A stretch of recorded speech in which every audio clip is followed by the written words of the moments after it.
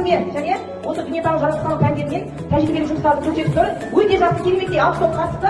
Әр топта 2 сыныптан біріккен, кереметтей азғантай уақыттың ішінде кереметтей тәжірибені көрсетіп өтті. Енді алдағы уақытта бұл жобамыз 25 мамырға дейін жалғасатын болады ары қарай әлі.